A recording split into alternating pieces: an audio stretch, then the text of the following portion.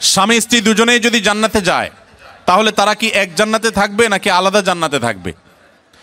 স্বামী স্ত্রী দুজনে যদি জান্নাতে যায়, দুজনকে দুই জান্নাতে দিলে তারা সুখে থাকবে না এক জান্নাত দিলে সুখে থাকবে? কি বলেন?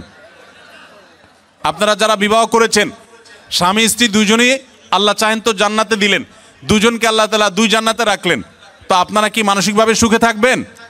তাহলে কিভাবে এটা প্রশ্ন আসতে পারে বা কিভাবে এই প্রশ্ন উঠতে পারে?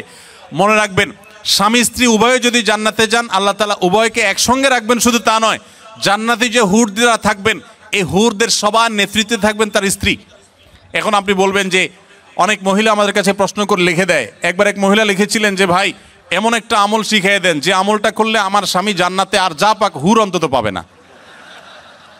তো আমি উত্তরে বলেছি, দেখুন বোন, দুনিয়াতে যেরকম সতীনের প্রতি একটা দুঃখ, কষ্ট, জেদ, ক্ষোভ এটা থাকে, পৃথিবীর সব মেয়েদেরই থাকে। আল্লাহ এভাবে সৃষ্টি করেছেন, কেউ আসলে শেয়ার করতে চায় না, স্বাভাবিক।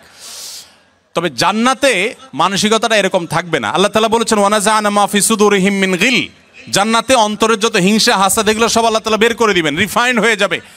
আপনার এখন মনে হচ্ছে যে আমি কিভাবে এটা সহ্য করব, সেখানে আপনার কাছে এটা কোনো বিষয় মনে হবে না। আর মনে রাখবেন, মূল স্ত্রীর মর্যাদা আপনার থাকবে, তাদের সেই মর্যাদা থাকবে না। যাই হোক, তো জান্নাতের এবং দুনিয়ার বিষয়টা সম্পূর্ণ ভিন্ন ভাই।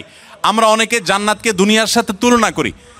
এক লোক, তিনি ধূমপান করেন, তিনি বলেন যে ভাই, জান্নাতে তো যা চাবে আল্লাহ তাই দিবে, তো আমি তো বিড়ি ছাড়া থাকতে পারি না, জান্নাতে কি আল্লাহর কাছে এটা চাইলে আল্লাহ দেবে কিনা?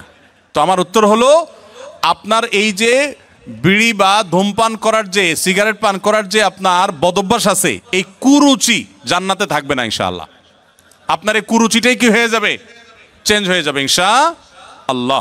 অতএব জান্নাতে স্বামী স্ত্রী উভয় যদি যান, তারা একসঙ্গে শুধু থাকবেন তা নয়, বরং তারা স্বামী স্ত্রী হিসাবেই থাকবেন ইনশাআল্লাহ।